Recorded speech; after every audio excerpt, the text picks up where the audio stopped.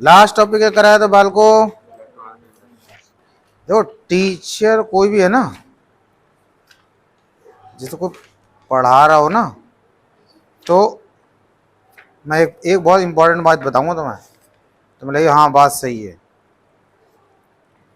तो क्या होता है, जो पढ़ाने वाला टीचर होता है उसका भी एक मोटिवेशन होता है। मतलब उसका मतलब मोटिवेशन का मतलब उसे दिल से वो पढ़ा रहा है, ये कर रहा है। और उसमें मोटिवेशन पता कैसे आता है? जितना बच्चा छुट्टी ज़्यादा करे। समझ गए? बच्चा एक दिन आया, 2 दिन दिख ही नहीं रहा। अब मुझे ये समझ नहीं आया यार, तुम लोग तो तब भी, इसको तो खैर नहीं कहूँगा, जित खैर अपने रूटीन में, ये तो अपनी फॉर्म में है खैर इसके। हाँ तो इसका और इसका, इन दोनों को जरूर कहूँगा। हाँ शिवानी भी खैर, गर्ल्स में शिवानी और बॉयज़ में ये दोनों बच्चे, ये 3 बच्चे जो हैं, जो एक रेगुलर, और एक वो बताऊँ मैं, जो रेगुलर रहता है ना, तो उसको समझ में भी, तुम मैं समझता रेगुलरिटी एक अलग चीज़ है। मतलब उसमें कुछ चीज़ें आपको समझ लो एक एक्स्ट्रा समझ में आएगा बच्चे का एक्स्ट्रा। जब कोई चीज़ छूटेगी ना तो नॉर्मल से तो ज़्यादा समझ में आए, क्योंकि हर एक देखते हो, हम कोई भी चैप्टर या टॉपिक कराते हैं तो एक चेन बनी हुई होती है। एक चैप्टर कराया जाए, आगे चैप्टर पहुंचे तो पिछले चैप्टर का, या कोई चैप्टर करा रहे हैं आगे टॉपिक कराया तो पिछले टॉपिक का, ऐसे एक चेन होती है।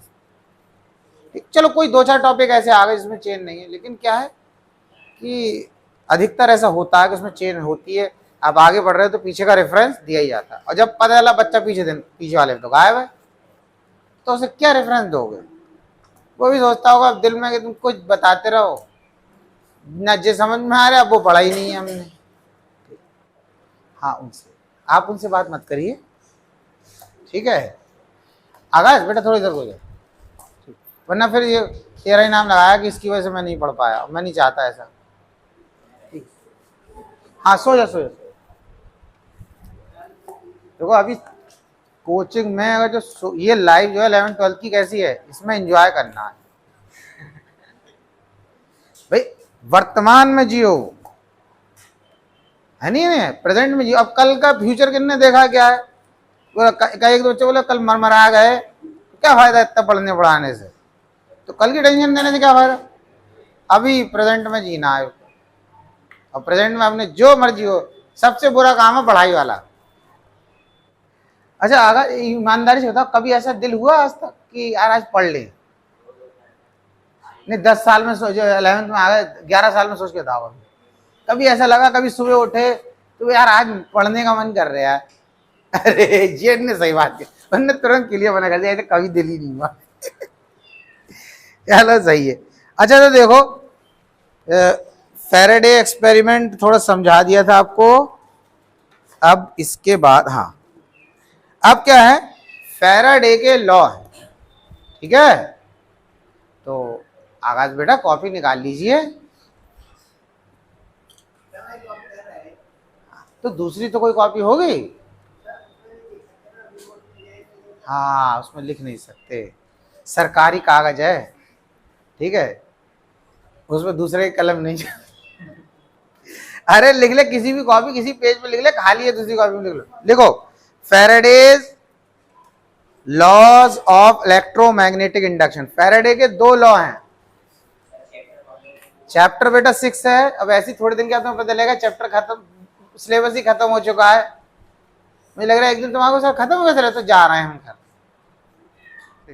देखो फैराडे ने 2 लॉ दिए।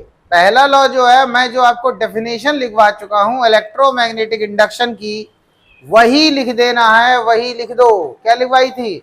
whenever the magnetic flux link with the coil changes and EMF induces in a coil as a result of which current induces in a coil, कि जब भी किसी कॉइल से जो मैग्नेटिक फ्लक्स लिंक कर रहा है उसमें चेंज आता है, तो उस कॉइल में एक ईएमएफ डेवलप हो जाती है, और जब ईएमएफ डेवलप हो जाती है तो उस कॉइल में करंट इंड्यूस हो जाता है। वही इलेक्ट्रोमैग्नेटिक इंडक्शन की डेफिनेशन आपको एज इट इज लिख देनी है। थोड़ा स्पेस छोड़ दो, लिख लेना बाद में। इलेक्ट्रोमैग्नेटिक इंडक्शन, फैराडे का जो दूसरा लॉ, उसमें डेफिनेशन भी वही लिखनी है। इंडक्शन, इंडक्शन चूल्हा है घर पे? हाँ उस पर बिरयानी बनती होगी तुम्हारे लिए। हाँ बनी, आज बनेगी, सही। हाँ वही कोरमा बिरयानी खाओ, एंजॉय करो ना। अब हैं, आज कल कुछ नहीं खाओगे? अच्छा व्रत है, चलो सही है। फैराडे का जो सेकंड लॉ लिखवाया है उसको चेक कर लो। लिखा है this law states that the magnitude of induce EMF is equal to the rate of change of magnetic flux link with the close circuit. देख लिया? अब इसका मीनिंग समझना क्या है। फैराडे ने कहा कि जो किसी कॉइल में ईएमएफ इंड्यूस होगी, जैसे मैंने कल आपको ये बताया था कि इधर देखो बच्चों कि एक हमने ऐसे कॉइल बनाई, ठीक है, और इसमें हमने एक गैल्वेनोमीटर लगा दिया और यहां पर हमने एक मैग्नेट ले लिया नॉर्थ और साउथ। तो फैराडे क्या कह रहे हैं, जब इस मैग्नेट को इस कॉइल के पास ले जाओगे तो इस कॉइल से जो फ्लक्स लिंक करेगा उसमें चेंज आएगा, और जब उस फ्लक्स में चेंज आएगा तो इस कॉइल के अंदर एक ईएमएफ डेवलप हो जाएगी। ईएमएफ डेवलप हो जाएगी तो करंट डेवलप हो जाएगा। अब वो करंट कैसे पता चलेगा? गैल्वेनोमीटर की सुई डिफ्लेक्शन देगी। लेकिन उन्होंने अब जो सेकंड लॉ है उन्होंने ये कहा कि जितनी तेजी से फ्लक्स चेंज होगा उतना ही ज्यादा ईएमएफ डेवलप होगी। ईएमएफ क्या होता है? जैसे वोल्टेज जिसे बोलते हैं। आप देखते हो कभी आपके घर में वोल्टेज आ रहे हो तो 150, तो हर चीज धीरे धीरे धीरे रो रो के चल रही है। कितने वोल्टेज चाहिए होते हैं? जो परफेक्ट, हर डिवाइस की एक परफेक्ट खुराक है। कितनी खुराक है? 220 वोल्ट। अगर हर अप्लायंसेस को 220 वोल्ट मिले तो वो कहता है मेरी बिल्कुल बैलेंस डाइट है, काम तो चला लेगा। इंसान है, 4 रोटी खा रहा है तो 2 मिले तब भी काम चला, 1 रोटी मिली तब भी काम मिला। कुछ ऐसे तो ज्यादा खाया आते। तो यहाँ एक बैलेंस डाइट की बात बोल रहे हैं। जैसे 4 रोटी मिली, बोले हाँ मैं 4 ही खाता हूँ, 4 ही, फिर इससे ज्यादा खा सकता हूँ लेकिन खाऊंगा नहीं, हेल्थ के पॉइंट ऑफ व्यू से, ठीक है। तो वैसे समझना, तो ऐसी जो अप्लायंसेस होते हैं, इलेक्ट्रिक अप्लायंसेस, अपने यहाँ उनकी खुराक कितनी है? 220 वोल्ट। वो 220 वोल्ट पे अगर चलाओगे तो बिल्कुल परफेक्टली काम करेगी। तो क्या होता है, कभी कम आते तो हम उनको बढ़ाना चाहते हैं। तो उन्होंने कहा मतलब ये जो घर पर लाइट आ रही नॉर्मली, उसको हम कैसे बढ़ा लेते हैं बताओ जरा? स्टेबलाइजर से, ठीक है। लेकिन क्या है, जो जनरेटर की बात यहाँ पे अब आगे आएगी कि जनरेटर मान लो आपके घर में चल रहा है, ठीक है, अरमान की शादी का प्रोग्राम चल रहा है, तो उसमें अरमान देख रहा है अरे 150 वोल्ट आना चाहिए, 200 वोल्ट, तो क्या करना है? अरमान ने इंजन की स्पीड बढ़ा दी। जैसे ही इंजन की स्पीड बढ़ाई वोल्टेज बढ़ जाएंगे। क्यों? जब इंजन तेज चलेगा तो जो डायनमो है उसमें जो फ्लक्स चेंज हो रहा होगा वो तेजी से चेंज होने लगेगा। तो जब फ्लक्स तेजी से चेंज होने लगेगा तो ईएमएफ बढ़ जाएगी, वोल्टेज बढ़ जाएगी। इस मैग्नेट को अगर कॉइल के पास तेजी से ले जाए, तेजी से दूर ले जाए, आगे पीछे, तो उस कॉइल में जो है ईएमएफ डेवलप होगी, उस ईएमएफ की वैल्यू ज्यादा होगी। अगर आप धीरे से मैग्नेट को पास ले जाओगे, धीरे से दूर ले जाओगे, तो भी ईएमएफ डेवलप होगी लेकिन कम होगी। और ऐसा नहीं कि जैसे मैं अभी बोल रहा था कि कॉइल अगर मैग्नेट को रेस्ट में कर दिया तो कॉइल को मैग्नेट के पास ले जाओ, दूर ले जाओ, बात वही है। बात समझ में आ रहा है? बात वही, ऐसा नहीं कि आप सोचो कि मैग्नेट को ही ले जाना है, कॉइल को दूर ले जाओ, कॉइल को पास ले जाओ, कॉइल को दूर ले जाओ, कॉइल को पास। तो जो फ्लक्स में, अब ये प्रोसेस जितना तेज करोगे उतना ही ज्यादा ईएमएफ डेवलप होगी। ईएमएफ मतलब वोल्टेज डेवलप होगी। तो ये फैराडे का दूसरा लॉ था, ठीक है। अरमान बेटा समझ में आया?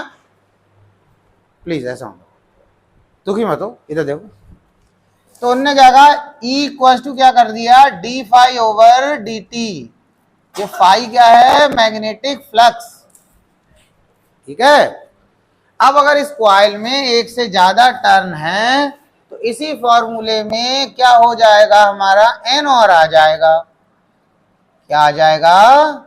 एन और आ जाएगा। एन क्या है? Number of turns. अभी हम ये मान रहे हैं सिर्फ एक तार है कॉपर का या एल्यूमिनियम का, बहुत सारे तार ऐसे करके गए, उससे हमने कॉइल बनाई, इस तरीके से घुमा के बंडल है, तो नंबर ऑफ टर्न्स बढ़ गई। तो नंबर ऑफ टर्न्स बढ़ जाएंगी तो ईएमएफ भी ज्यादा प्रोड्यूस होगा। आपने देखा होगा जो जनरेटर कम वोल्टेज का होता है, वोल्टेज तो नहीं बोलूंगा खैर, क्योंकि वोल्टेज तो लगभग सभी में 220 होते हैं।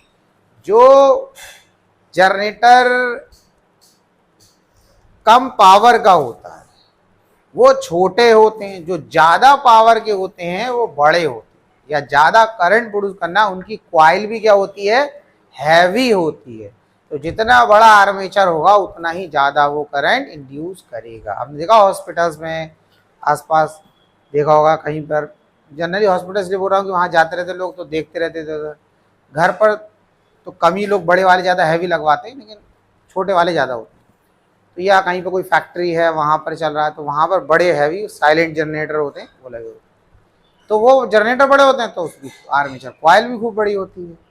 समझ में आ रहा नहीं आ रहा? तो जितनी कॉइल बड़ी होगी नंबर ऑफ टर्न्स भी ज़्यादा होते हैं, तभी वो ज़्यादा करंट या ज़्यादा वोल्टेज प्रोड्यूस कर पाते हैं। लेकिन अप्लायंसेस को हमारे 220 ही वोल्ट की ज़रूरत होती है। क्या समझ आ गई है? कितना क्लियर हो गया? एन नंबर ऑफ टर्न्स है, and total number of turns है। Number of turns per unit length वाला कॉन्सेप्ट नहीं है यहाँ पर। Number of turns per unit length की जब बात होती है स्मॉल एन लिखा होता है, कैपिटल एन लिखा है तो टोटल नंबर ऑफ टर्न्स। सही है? तो इस फॉर्मूले को लिख लो। फिर एक लिखवाएंगे इसके बाद लेंज लॉ। इसका क्या लिखवाएंगे हम? LENZS, Lenz law. ये दोनों को देखना है, ये इसका मैटर क्लियर करवाना है। समझ गए? हाँ बिल्कुल। मैं इसके घर जिस दिन मैं चला गया तो तुम गारंटी दे रहे हो, देख लीजिए इसकी अम्मी से अगर मैं ना कह दी। हाँ मैं इसका रिश्ता पक्का करवा दूँ, गारंटी।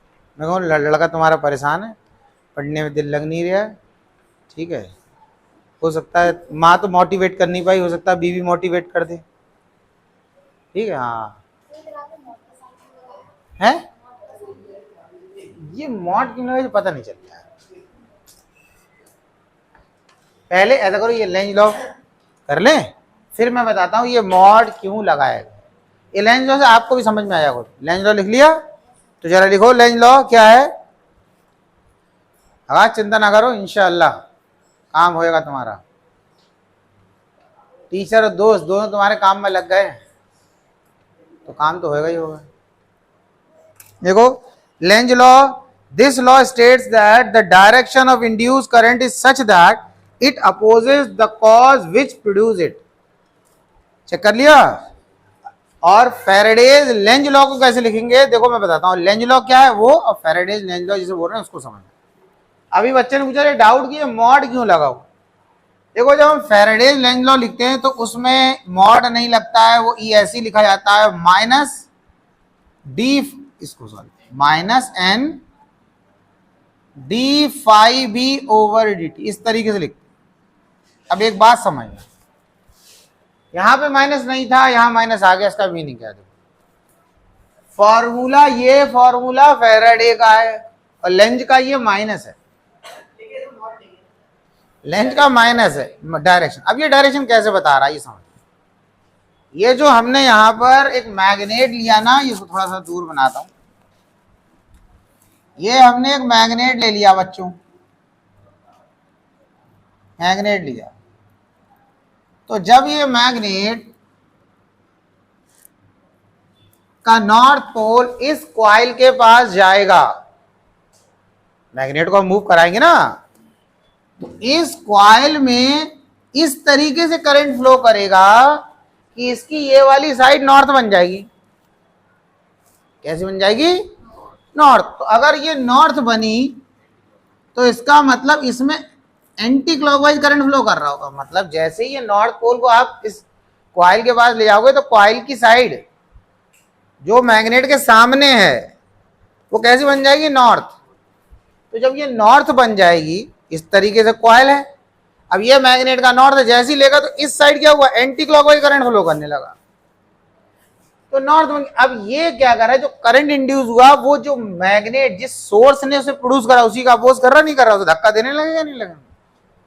ये हो गया भाई, नॉर्थ नॉर्थ को रिपेल करता है। अब क्या हुआ कि इस सोचा कि इस मैग्नेट को भाई वापस ले जाए, पीछे की तरफ ले जाए। जैसे ही पीछे की तरफ ले गए तभी इसमें करंट कैसे फ्लो करने लगा? क्लॉकवाइज। इसमें करंट कैसे फ्लो करने लगा फिर क्लॉकवाइज, यानी कि साउथ पोल बन गया। अब फिर अपोज हो रहा है, मैग्नेट पीछे जा रहा है तो कॉइल उसे अट्रैक्ट कर रही है। बात समझे? तो जब हम कोई कॉइल लेते हैं उसमें कोई ईएमएफ इंड्यूस करते हैं, तो जो इंड्यूस ईएमएफ होती है वो उसी सोर्स का अपोज करती है जिसने उसे इंड्यूस किया। मैग्नेट ने इस कॉइल में एक ईएमएफ इंड्यूस करा, मैग्नेट या मैग्नेट की मैग्नेटिक फील्ड है, तो इस मैग्नेट इस कॉइल में जो ईएमएफ इंड्यूस हुआ या जो करंट इंड्यूस हुआ वो क्या कर रहा है, इसी सोर्स का अपोज करने लगा। भाई नॉर्थ पोल जा रहा है तो ऐसे करंट बन गया, नॉर्थ बनने लगा, वहां तो धक्का देने लगा, फिर वो दूर जाने लगा तो साउथ बनने है तो अट्रैक्ट करने लगा। बात समझ आ रही है? ये कर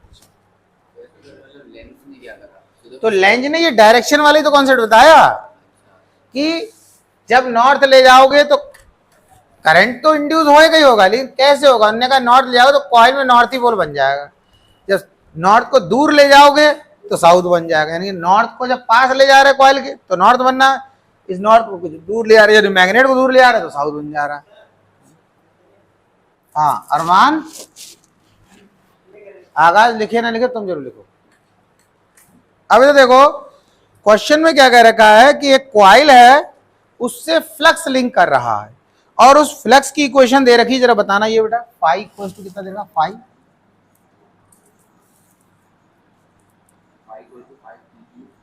5t cube 4t square plus 2t minus 5।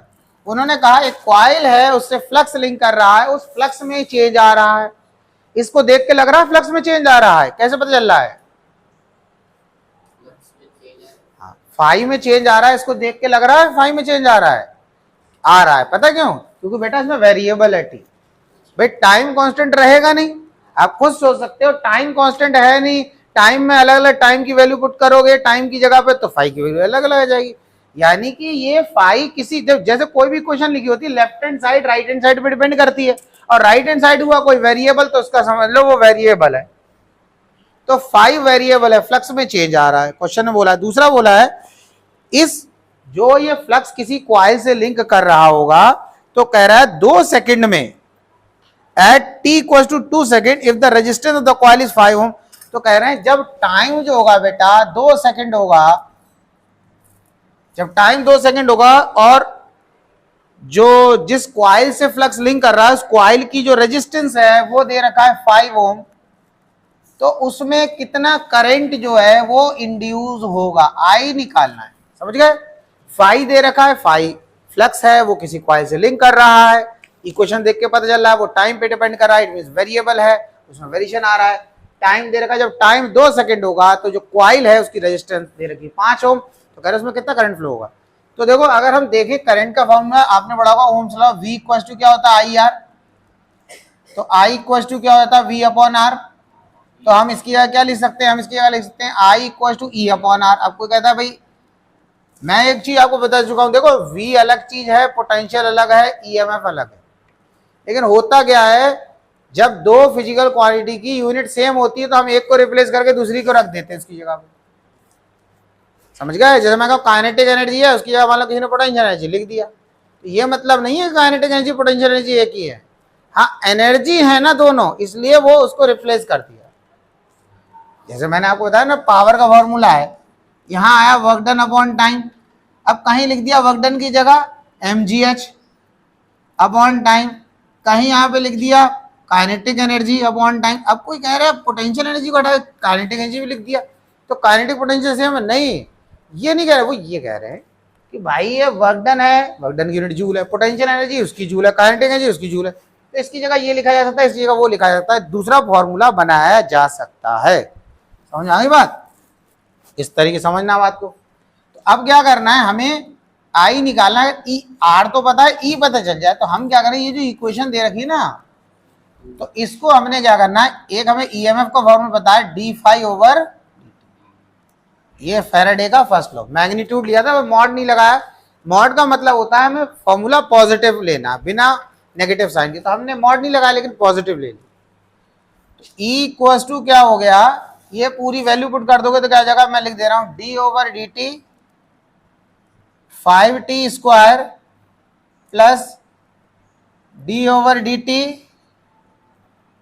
4t² plus D over d T 2t और minus D over d T और ये आ गया 5। अब करना क्या है इसमें, देखो पावर आ जाएगी मल्टीप्लाई में, आपको डिफरेंशियल में पता है 5 2 जा 10 कर दो और t कर दो, जो पावर है उसमें से 1 माइन, अच्छा सॉरी क्यूब है तो कोई बात नहीं, तो यहाँ 15 हो जाएगा, 3/15 टी स्क्वायर हो जाएगा, क्योंकि जो पावर है ना उसमें से एक कम करके लिखना होता है।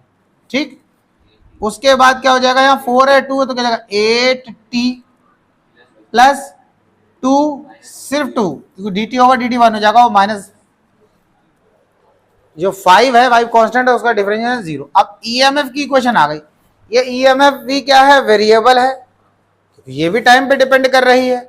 अब हमें कब निकालना है करंट, जब टाइम 2 सेकंड, तो इसमें 2 सेकंड पुट कर दो, तो हम जब EMF at t equal to 2 second, 15 into 4, 2 का स्क्वायर हो गया ना 4, प्लस 8 इंटू 2 प्लस 2, कितना हो जाएगा 60 हो गया, प्लस 16 हो गया, प्लस 2 कितना आ गया 78 आ गया। तो यहां पर लिख दो 78 अपॉन रेजिस्टेंस की वैल्यू 5, बस इसे डिवाइड कर लो, आपका आंसर आ जाएगा 15.6 बस एम्पियर आ रहा। आसान सा क्वेश्चन था, देखो डिफरेंशिएशन में बेस था, बिल्कुल इजी क्वेश्चन।